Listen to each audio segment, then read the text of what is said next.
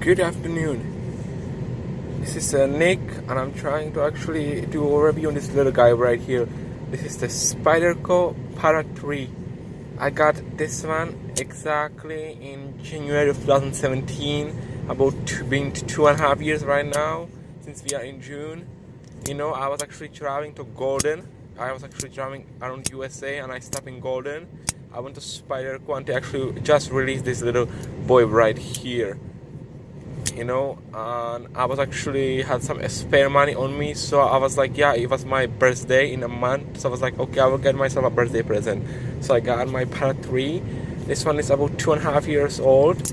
I've been using this thing because I mostly carry my PM2, but this little boy, if I go, let's say, out of state, like right now I'm in South Carolina, for personal business for 2-3 days, so I took this little boy because this one is actually good for traveling out of state when you don't know what knife lives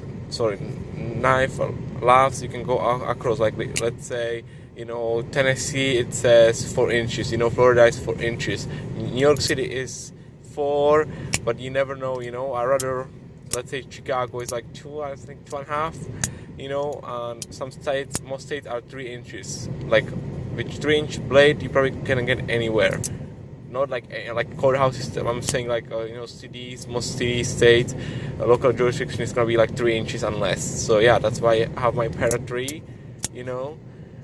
This is very good fit. I have a big ass hands. My hands are huge. Okay, this is the steering wheel of my Ford. Look at my hands; they are huge, and I can still have nice firm grip on my Para 3. And I don't even use the little choil right here. I can make a nice R4, R4 on the handle, everything perfectly fine. This is a genuine Spyderco Para 3. Very good knife. Also, what I like on this one, my Para 2 has a very thin tip. This one has still the thin tip, but it's not that thin. It's a little bit robust, more robust than actually my PM2. Also, one more thing what I like on this one is this little pin right here, because sometimes when you try to actually disassemble PM2, you got issue with this little thing right here rotating on you. Here you have not issue. You're just gonna disassemble this one, take your pocket clip off, and you can actually clean this knife. Very good invention. They should start making PM2s using this little invention right here, the little pin right here. Also, the blade is very sharp. It's S30V. I was thinking about getting the camo one, but because back then in 2017 they didn't have them out yet, so I grabbed the basic one because that's the only one available.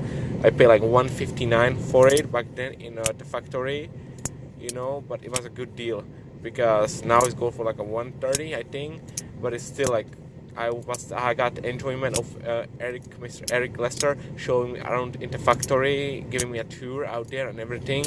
So yeah, it was worth $159 definitely. Also, he showed me a Spyderco testing room and stuff like that.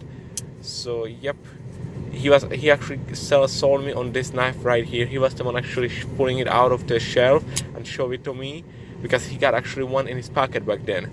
I don't know what he carries now. I think he's carrying the Para 3 now, the lightweight version of it. That just came out. I'm not a favorite of FRN, that's why I'm not going to get the lightweight. I like the original Para 3. I love this knife. It's small, it's compactable. You don't even have to use a pocket clip. You can just stack in your pocket, leave it in your car. Let's say I want to leave it around here, just go, when I need something. If I don't, because it's so small and so convenient. Sorry, I just love to flip with it because it's so beautiful. It's so smooth and everything. The centering on this one is perfect. The entire handles is very not that rough. Like on my PM2 it seems like very little bit smoother. The entire quality of this one is actually better than the PM2 I have, to be honest, the way it is. And that's funny because PM2 is kind of more pricey for what you get, okay? Because this one is like a baby. PM2 and military has a baby. This is what is it, okay? But it's not like nothing less. That doesn't mean it's small. It's probably same. You can actually use it for same stuff like you will use your PM2, okay? I can tell you this right now because I tried. When I was actually coming back from Colorado. Back then in 2017 I went to Texas, you know, I went to Las Vegas, Texas, New Mexico, and I kind of got stuck when I was coming, you know, out of there. I got stuck in when I was coming from Colorado, like Denver, you go up the mountains, and I was coming towards New Mexico, you know. I got stuck in the snow, and I needed some, you know, wooden to put under my tires to get out of the snow. So actually, I used this one to cut about that much, big logs of wood, you know, to put under my tires. So it kind of saved me a couple times. Also, when I had my car accident in 2018, it saved my life because I was able to use this one to cut out a seat belt, you know, in my car actually, you know, to get out when my car rolled over, you know, because tire fell off. So yeah, this thing, little baby, let's say baby knife, baby Spyderco, saved my life because this one is like powerful like any other Spyderco that's same size or even bigger. It's a very good knife. The quality is good. It's made in US, you know. The steel is very good quality as well. And I like the way it flips. You see, you can just close it by one hand and it's freely drops like this. You just close it. Very, very, very nice blade. Worth all the money you can pay for it. If I have to pay like 180, let's say I'll say 200. If I pay 200 for this one, I'm fine with it.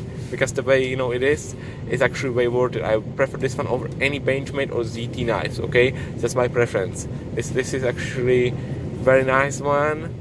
But I can tell you this, use a, let me see, I have some here, I will explain this. Get yourself some red Loctite. I'm using blue right now, but get yourself some red one, okay, or blue one, doesn't matter. And put some into the screws. I have a red one in these screws. This one has a red light, this one has a blue one. And the pocket clip screw, because I don't change my pocket clip, it also have a red one because I don't disassemble this knife at all. So I decide if I need to add this pivot, I can, and if I need to open these, I have to heat them up, you know. But if you use blue one, you can just unscrew it, but it will not, because after like a while these little screws tend to get loose, and when you lose them you have to wait like 2-3 weeks for Spyderco to send you some, and then you don't have a pocket clip on it because your screws are gone. So that's another suggestion you showed. If you want, you can do. And the next thing is, you know, which this one, if let's say for survival stuff and, you know, situation and travel out of country and stuff, this one, this knife is perfect. I'll be honest with you. You know, I brought this one today to South Carolina because I'm in love with this one. It's a very nice knife for the money and well worth it. Thank you for watching, and definitely go visit a Spyderco factory outlet in Golden, Colorado, okay? It's a very nice experience and it's well worth it.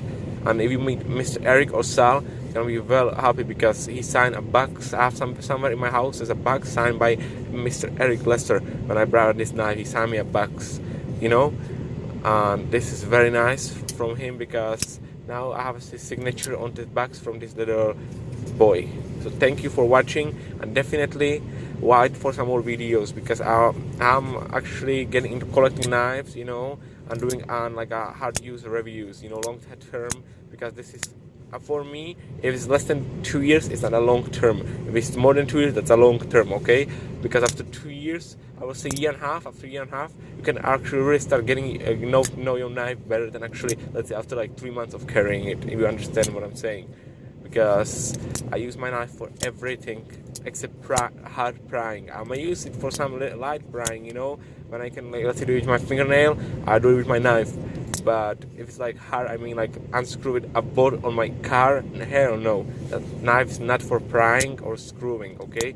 Unless it's like an emergency situation where I know if I unscrew the screw, I will actually survive and can go home, you know? That's a different story. I can snap this tip, I don't care, okay? If it's like a survival situation. But if it's like everyday carry, I don't want to just, you know, end up snapping a tip over when I can grab a Swiss Army knife I have in my car and just do it, or my multi-tool, you know, Gerber I keep in my car.